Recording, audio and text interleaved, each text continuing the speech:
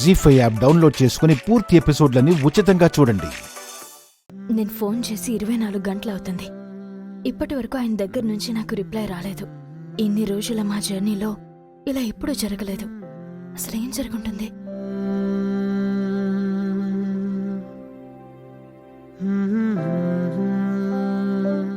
అవని,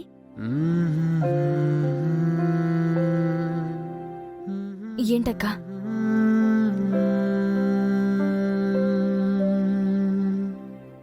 నా దగ్గర ఏమైనా దాస్తున్నావా? వచ్చినప్పటినుంచి గమనిస్తున్నాను. ఏదో మోయలేని భారం మోస్తున్నట్టు కనిపిస్తున్నా. అలాంటిదేం లేదక్కా. వచ్చిన మొదటి రోజే ఇంతకు ముందులా నువ్వు సంతోషంగా లేవని సౌమ్య అడిగింది. అంత చిన్నపిల్లకు కూడా నీ మనసులో బాధ మొహంలో కనిపించింది. నువ్వేమో ఏమీ లేదు అంటున్నావు. వచ్చిన తర్వాత 3-4 రోజులు నీ ఫోన్ని ఎక్కడ పడితే అక్కడ పడేస్తుండేదానివి. శ్రీకర్ ఫోన్ చేసినా అంతగా పట్టించుకునేదానివి కాదు. ఈరోజు పొద్దుట్నుంచి చూస్తున్నాను, నీ ఫోన్ని నీ చేతిలోనే పట్టుకుని తిరుగుతున్నావు. శ్రీకర్కి ఫోన్లు చేస్తున్నా. శ్రీకర్కి నీకు మధ్య ఏదైనా గొడవ జరిగిందా? అలాంటిదేం లేదక్కా. మరి ఎందుకంత దిగులుగా ఉంటున్నావు? అక్కా, నేను బాగానే ఉన్నాను. ఎన్ని కష్టాలున్నా చిరునవ్వుతో ఉండేదానివి. ఎన్ని బాధలున్నా బాధ్యతలున్నా స్వేచ్ఛగా ఉన్నట్టు కనపడుతుండేదానివి. ఇప్పుడు నీలో నాకవన్నీ కనిపించట్లేదు.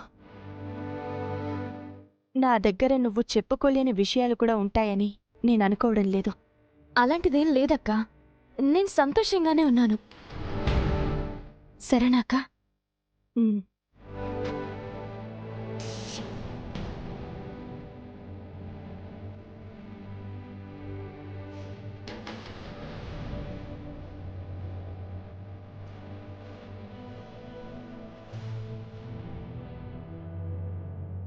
నీతో చెప్తే నువ్వు తట్టుకోలేవక్కా. ప్రతి విషయాన్ని నీ దగ్గర చెప్పుకునే నేను నా అత్తగారింట్లో జరిగిన విషయాలను చెప్పుకోలేను.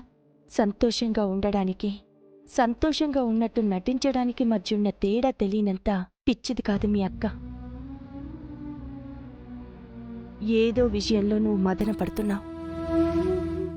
నాతో చెప్పుకోనంత మాత్రాన నేను వదిలిపెట్టను. ఖచ్చితంగా తెలుసుకుంటాను.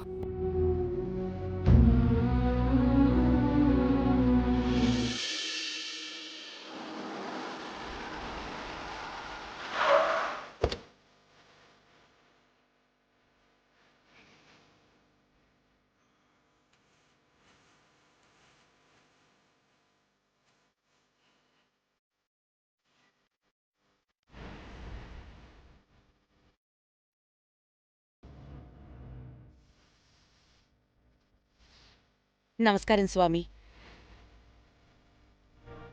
కూర్చోండి.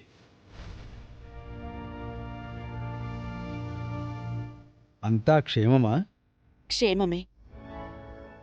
ఒకనాడు మా గ్రామాలను కరువు కాటేసినప్పుడు ఆ గురుస్వాముల వారు పరిష్కారం చూపించటం వలన నేను వీళ్ళింటికి కోడల్నయ్యాను. కరువు ప్రాంతాలు సిరుల ప్రాంతాలుగా మారడానికి కారణమయ్యాను. నా జాతకం కలిగిన అమ్మాయి ఇంతకాలానికి దొరికింది. కానీ ఆ విషయంలో నాకు కొన్ని సందేహాలున్నాయి. మీరే తీర్చాలి. ఆ సందేహం ఏమిటో చెప్పండి. రావాల్సిన వాళ్ళు ఇంకా రాలేదు. వాళ్ళొచ్చాక మిమ్మల్ని కలుస్తాం. మంచిది. జీ5 యాప్ డౌన్లోడ్ చేసి అన్ని ఎపిసోడ్స్ పూర్తి ఉచితంగా చూడండి.